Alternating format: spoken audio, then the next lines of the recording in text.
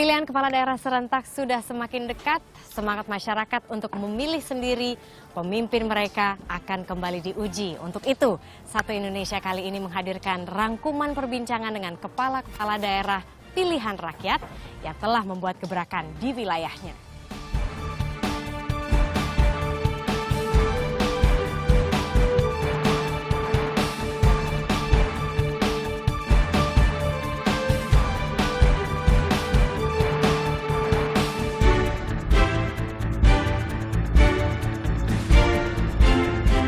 Ia memulai karir sebagai seorang arsitek di Amerika Serikat. Meski sukses, ia memutuskan untuk kembali ke tanah air melakukan perubahan. Ia dipilih warga menjadikan kota Bandung kota pintar. Berikut perbincangan saya dengan Wali Kota Bandung Ridwan Kamil. Sejak dipimpin Ridwan Kamil 2013 lalu, wajah kota Bandung kini kian cantik. Hanya dalam waktu 2 tahun kepemimpinannya, lulusan Institut Teknologi Bandung dan Universitas California Berkeley ini bisa menjadikan Bandung sebagai kota percontohan di Indonesia. Bandung kini memiliki sekitar 400 taman. 40 diantaranya akan dijadikan taman tematik. Salah satunya Taman Alun-Alun. Taman seluas 4.200 meter persegi ini berlokasi di antara Masjid Agung, pasar, dan kantor Kecamatan Ujung Berung. Taman lainnya yang juga unik adalah Pet Park. Taman seluas 800 meter persegi ini berfungsi sebagai ruang interaksi bagi warga dengan hewan peliharaannya. Selain memperhatikan taman, persoalan sampah yang kerap melanda kota Bandung juga menjadi perhatian Ridwan. Ia membentuk relawan kebersihan yang diberi nama Prabu atau Pahlawan Urang Bandung. Relawan yang terdiri dari pelajar hingga aparat tingkat RT ini bertugas menyadarkan warga untuk menjaga kebersihan. Meski menuai pujian, Bandung masih memiliki banyak persoalan. Salah satunya adalah kemacetan. Ridwan telah mencoba berbagai cara, mulai dari mengkampanyekan bersepeda, membuat Transmetro Bandung, membuat kampanye Angkot Day untuk mendorong warga menggunakan angkutan umum ketimbang kendaraan pribadi, hingga membuat bandros atau bus wisata khusus agar kendaraan pelancong dari kota lain tak memadati Bandung.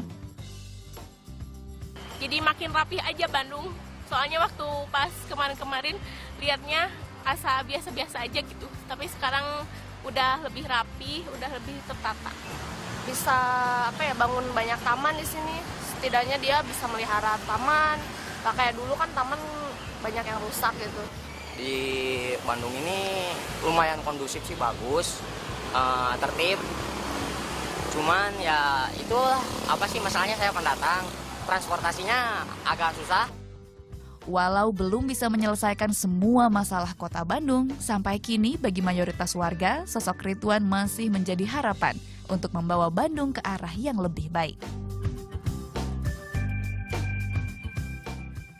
Kang, saya juga tertarik banget nih sama ini loh, BCC ini, super futuristic. First time I came here, langsung impresinya adalah Star Trek. Ya memang, karena inspirasinya datang dari film Star Trek. Bener jadinya. Dan ini nggak mahal, yang mahal kan imajinasinya aja. Kita bikin kayak kokpit Star Trek. That's really cool. Nah kalau misalnya mau mengeksplor. Oh boleh, nanti saya tunjukin. Boleh deh Kang, aku melipir ke sini. Oh iya. Nah ini ada operator biasanya, tapi sekarang saya langsung. Oke. Karena memang ini namanya Zero. Hi Zero. Ya, last name-nya 07, jadi 007. Hi 007. Nah, Kang, ini kan super futuristik, apa tadi Sunda futuristik, futuristik Sunda? Ya, mirip-mirip. Sunda futuristik, banyak sekali feature-featurenya, bahkan ada sempat beberapa pihak dari masyarakat begitu yang bertanya-tanya gitu, waduh kalau misalnya diawasin terus begitu ya, semua gerakan segala macam serem juga ya gitu. Ya makanya hati-hati jalan-jalan di Bandung, ya. Jangan jalan-jalan sama pacar orang ketahuan. Aduh, nah fungsi-fungsinya tuh apa sih, ya. Kang Emil? Marisa mau pergi ke planet mana? Pluto boleh? Pluto. Nah ini ada beberapa ya, karena banyak apps-nya itu ada 150. Kalau ditunjukin satu-satu nggak beres 2 hari juga. Nah yang pertama ini aja, ini adalah aplikasi bisa membaca warga lagi komplain apa, warga lagi curhat apa. Sehingga hari ini saya tahu detik ini mereka, nah misalnya kalau saya klik ya Sumur Bandung ini, salah satu kecamatan, nah nanti muncul ini, nah datanya. Oh lagi ngomongin Braga, orang ngomongin trotoar, dan seterusnya. Nah, selain itu ada panic button. Jadi panic button ini sebuah inovasi istimewa. Ini caranya gimana? Berarti harus. Jadi kalau ada kecelakaan, ya, ada kecelakaan atau emergency atau kena kriminal, download dulu software ini. Namanya? Ya, di App Store namanya panic button. Panic button. Nanti daftarkan nomor HP-nya supaya nggak di misuse ya. Setelah itu misalkan ada kecelakaan atau kena kriminal, pijit aja 3 kali. Coba. Tes ya? Ya, tes. Dududut. Nah, nanti berproses. Oke. Nah, nanti dia muncul di sini. Nah, ini bunyi nanti alarmnya. Itunya langsung keluar gitu. Ya, jadi setelah alarm muncul, polisi yang ada di sini nanti akan ngirim pasukan terdekat ke lokasi TKP kejadian. Ini Nah, jadi ini inovasi bagaimana teknologi bisa membantu masyarakat hidup lebih tenang. ini berarti sebetulnya sistemnya agak lebih advance dibandingkan dengan sistem New York Police Department ya? Iya. Karena kan cuma tinggal klik-klik. Kalau telepon kan kita lagi misalkan berhadapan dengan kriminal kan susah. Iya. Kalau gini kan pura-pura kita buying time, kita pijit-pijit, polisi udah datang. That's amazing, panic Jadi ini button. inovasi anak negeri buat Indonesia. Nah, jadi ini 2 dari ratusan aplikasi yang Ada. termasuk aplikasi sederhana nunggu bus. Ini bis mau, saya nunggu kok nggak datang-datang. Jadi dia buka softwarenya, oh bisnya lagi Di mana di gitu? halte nomor 1, kita di halte nomor 10, jadi bisa ngapain dulu. Intinya teknologi hadir untuk memudahkan hidup kita. Ini berapa sih Kang kalau misalnya bikin sistem seperti ini harganya? Harga kelas dunia itu 200 miliar, tapi kan karena Bandung duitnya pas-pasan, ini baru yang tahap 27M. 27M. Nah terus? Tapi kalau yang kelas dunia kayak kota Rio di Brazil itu 200 miliar. Tapi insya Allah sampai, makanya target kita 3 tahun Smart City ini beres. Kalau ngawasin PNS juga bisa? Bisa. Jadi di kantor-kantor lurah, di mana-mana ini sedang berlangsung. Jadi hati-hati jangan ngupil di kantor. Kan kalau misalnya saya mau ke sana, di sebelah sini ini layar apa nih Kang? Nggak, pada dasarnya semua layar yang ada di sini itu mewakili layar yang operator-operator ini sedang kerjakan. Jadi tergantung kebutuhan. Sekarang saya mau ngomong apa? Data lapangan semuanya bisa. Mau ngomongin seluruh titik CCTV semua bisa dirubah sesuai sistem. Kalau misalnya bicara Bandung, ini kan sekarang sudah semakin advance ya. Bandung itu banyak sekali pembangunannya gitu, secara arsitektur, secara teknologi, orang-orang kreatifnya juga dipakai di sini. Ke depan itu Kang Emil ngeliat Bandung tuh ingin seperti apa sih? Livable and lovable. That's it. Livable artinya keberfungsiannya baik, transportasinya, teknologinya. Lovable artinya kota ini bikin kangen karena banyak hal yang menyenangkan. Cuacanya, makanannya, gotong royongnya yang khas Bandung gitu kan, itu. Jadi ada yang sifatnya emosional, ada yang sifatnya infrastruktural. Kadang ambulans itu keliling jemput pasien, ya kadang juga ada yang jahil gitu ya. Jahilnya seperti apa tuh? Ya melemparin, ya lempar batu. Ya. Batu? Iya awal-awal.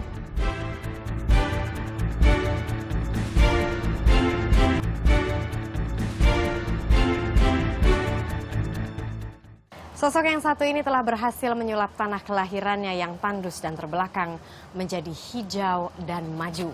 Ia membangun sistem tanggap darurat untuk membantu warganya dan ia adalah satu-satunya bupati di Indonesia yang bergelar profesor.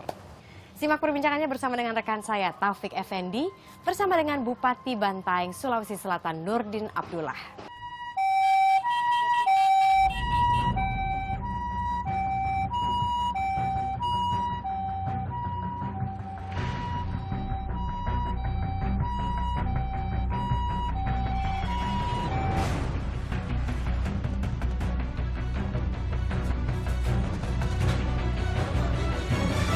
Apa kabar? Baik. Sehat? Sehat, alhamdulillah. Alhamdulillah sehat. Kemarin saya juga sempat ada di sini gitu ya, dan saya sempat merasakan langsung bagaimana cepatnya penanganan di Brigade Siaga Bencana ini, yaitu laporan dari warga dan setelah itu kurang dari 20 menit ambulans sudah berangkat dan sudah kembali lagi di sini untuk menolong warga yang membutuhkan pertolongan tersebut. Boleh dijelaskan nggak sih Pak, Brigade Siaga Bencana ini sebenarnya seperti apa? Kami mencoba untuk menggagas sebuah ide ambulans mobile karena kemampuan fiskal yang kecil, sehingga kita mencoba untuk mencari bantuan ke Jepang. Ya alhamdulillah kita bisa mendapat respon positif, dan dari Jepang datang kemari melihat kondisi Bantaeng. Selanjutnya ya mereka realisasikan. Saya dengar yang salah satu yang paling baru yang ada di sebelah sana ya? Ya betul. Kita boleh lihat Pak ke sana? Ya silakan, mari kita lihat.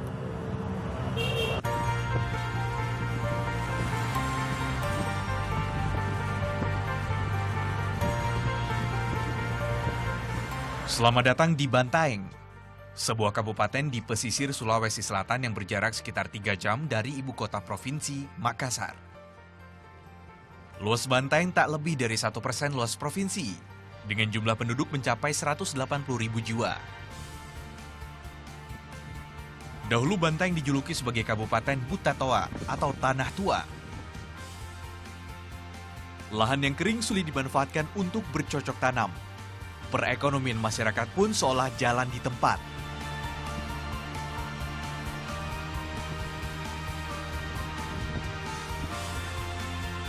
Kini, wajah Bantaeng sudah berubah. Tanah dibuat gembur dengan memanfaatkan aliran air dari bendungan. Padahal semula hanya dibuat untuk mengatasi banjir di Bantaeng. Adalah Nurdin Abdullah, seorang pengusaha sekaligus guru besar kehutanan Universitas Hasanuddin yang memotori perubahan di Bantaeng.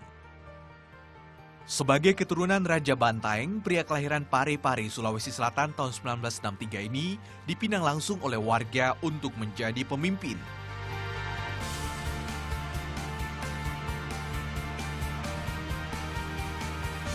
Dalam waktu kurang dari 1 dekade, sejumlah terobosan telah Nurdin buat. Mulai dari pelayanan kesehatan cepat tanggap atau dikenal dengan Brigade Siaga Bencana BSB, pembangunan rumah sakit berstandar internasional, persiapan aset sumber daya manusia berkualitas lewat pendidikan gratis, hingga mewujudkan The New Bantaeng sebagai kawasan industri masa depan terkemuka di dunia. Alhasil beragam penghargaan pun diberikan kepadanya, termasuk Adipura yang diperoleh 5 kali berturut-turut sejak tahun 2009. Oke, ini dia ambulans yang sudah menolong banyak sekali jiwa warga Kabupaten Bantaeng nih ya Pak ya? Ya alhamdulillah. Tapi selama beroperasi selama ini gitu, ada nggak sih kendala-kendala yang dihadapi di awal? Jadi memang masyarakat belum terbiasa ya. Dan kadang kita kurang mensyukuri lah ya. Jadi kadang ambulans itu keliling jemput pasien, ya kadang juga ada yang jahil gitu ya. Jahilnya seperti apa tuh? Ya melemparin, ya lempar batu. Ya. Batu? Iya awal-awal. Tapi kita sih nggak ada inilah. Pokoknya kita tetap harus jalan terus karena layanan ini dirasakan betul manfaatnya oleh masyarakat. Jadi total sudah berapa tahun melayani warga Kabupaten Bantaeng? Ini seluruh ambulans ini? Sejak 2009 ya. Dari 2009 ya? Kita mulai dari 2 ambulans, sekarang udah 8 ya. Sudah 8. Nah, bahkan sekarang kita lagi bangun station lagi di puncak-puncak gunung. Supaya akses melayani itu bisa lebih cepat. Oke.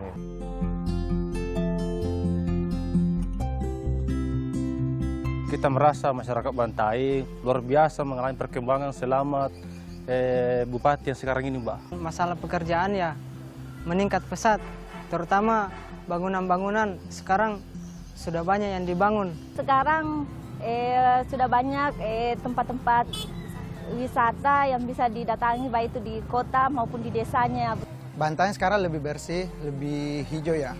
Penghijauan sekarang bangunannya juga lebih canggih lah dari yang dulu. Yang juga menjadi proyek besarnya Kabupaten Bantaeng ini adalah Bantaeng Industrial Park yang katanya nih Pak nanti akan menjadi Singapuranya Indonesia. Boleh diceritain nggak sih Pak? Nah, jadi Bantaeng ini wilayah kecil. Kalau kita hanya bertumpu pada sektor pertanian dan orientasi pada pasar lokal, itu tidak akan mungkin kita akan mendapatkan lonjakan pertumbuhan yang tinggi. Jadi sekarang Kabupaten Bantaeng ini kebetulan terbagi dalam 8 kecamatan. 1 kecamatan itu memang kecamatan yang boleh saya katakan 2008 itu adalah kantong kemiskinan di Bantaeng ini. Karena itu adalah lahan kering. Yang kedua curah hujan rendah. Yang ketiga tanah tidak subur. Saya pikir untuk merubah nasib masyarakat Pajukukang tidak ada cara lain kecuali Pajukukang harus menjadi kawasan industri. Nah, alhamdulillah kalau kita lihat rencana investasi yang ada di Kabupaten Bantaeng ini, ya saya kira tidak kurang dari 10 triliun ya. 10 triliun, ya, Pak? itu tidak kurang untuk saat ini, untuk saat ini. Dan ini terus akan berkembang. Ya, dari 3.000 hektar yang kita siapin untuk kawasan industri, 1.000 hektar kita sudah keluarkan di Sinovac. Sebetulnya taman kota itu dulu mimpinya adalah di mana berkumpul antara si kaya dan si miskin.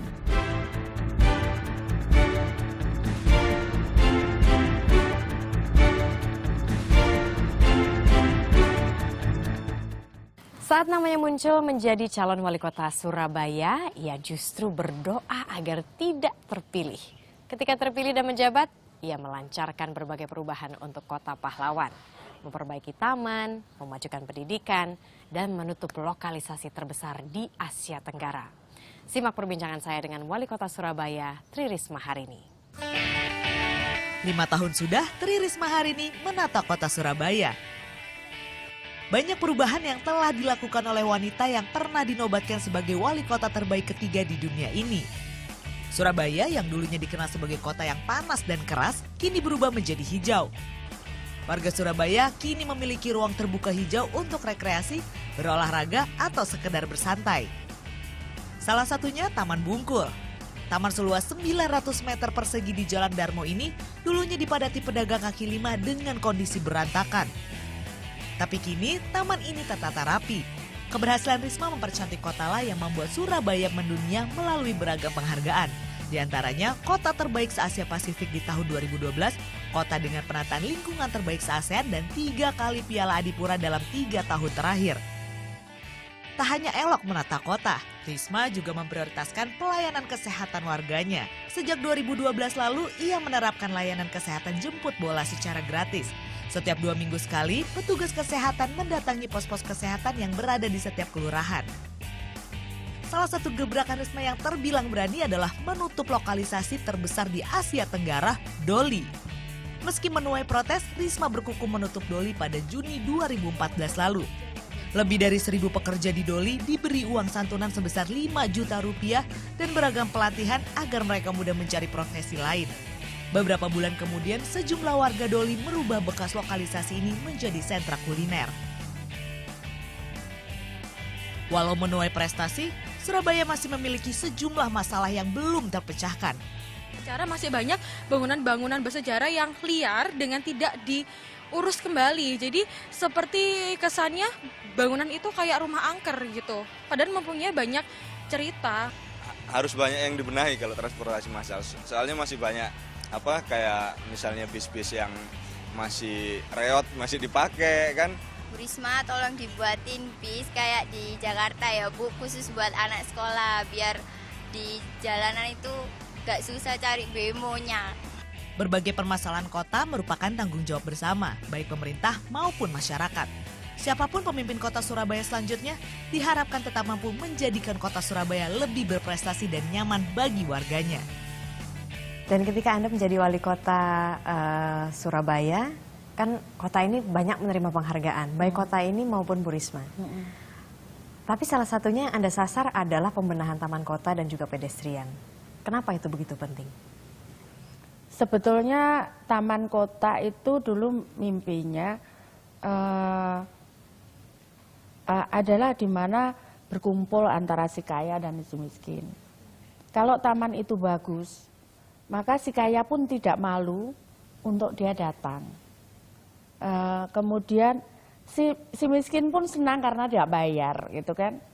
Kemudian yang kecil pun bisa bermain, yang tua pun bisa olahraga, yang remaja pun bisa pacaran, gitu ya.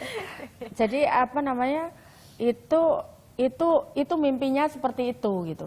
Mengapa penting semua orang dari berbagai tingkatan ini ada di situ tumplek ruwet?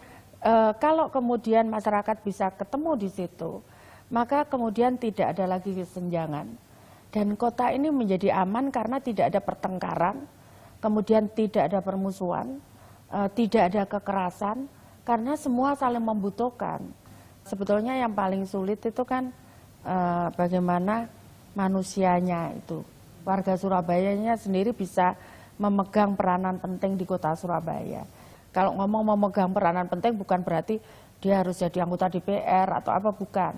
Tapi dia bisa jadi pengusaha, dia bisa jadi pemain sepak bola, dia bisa menjadi penari terkenal gitu. Itu yang pingin saya wujudkan gitu. Makanya saya bina sekolah sepak bola kecil untuk anak kecil-kecil mulai SD sampai SMP. Kemudian kita juga sekarang buat pelatihan nari di kampung-kampung gitu. Kemudian kita buat lapangan mulai futsal, basket, sepak bola, itu di beberapa tempat. Di masa pemerintahannya Bu Risma ini ada 12 eks-lokalisasi yang nantinya akan dirubah gitu ya, menjadi taman kanak-kanak bahkan, atau ada hubungannya dengan taman kanak-kanak. Lalu ada juga nih yang bertanya Bu Risma, apa yang akan terjadi pada para pekerja seks komersial yang selama ini ya kemampuannya hanya di situ, dia mencari makan di situ. Tanggapan Anda? Menurut saya mereka orang-orang yang sangat tertindas. Saya tidak mau cerita di sini, nanti ada yang marah gitu kan. Ada yang marah maksudnya? Iya, ada yang marah gitu. Siapa? Bagaimana tertindasnya itu. Kalau saya nutup sebenarnya bukan hanya itu latar belakangnya. Tapi juga bagaimana saya bisa memberikan kesempatan kedua untuk orang-orang yang mungkin selama ini ya saya nggak ada pilihan lain gitu kan. Yang kedua saya ingin menyelamatkan anak-anak karena anak-anak di situ juga berat sama dengan anak-anak lain. Saya tidak ingin bahwa ya kalau orang tuanya seperti ini ya saya akan jadi seperti itu. Tidak, saya siapa tahu anak-anak di sekitar situ nanti ada yang jadi presiden, ada yang jadi menteri, ada yang jadi dokter, ada yang jadi insinyur.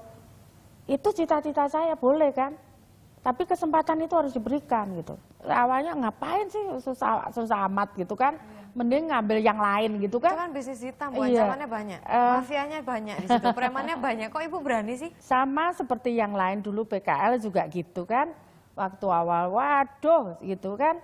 Tapi sekarang PKL itu banyak yang minta ke saya, Bu Risma kapan saya ditempatkan gitu kan? Baik, terima kasih Ibu Tri Risma hari ini Wali Kota Surabaya.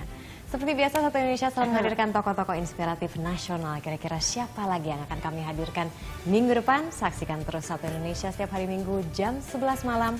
Saya Marisa Anita undur diri, sampai jumpa minggu depan.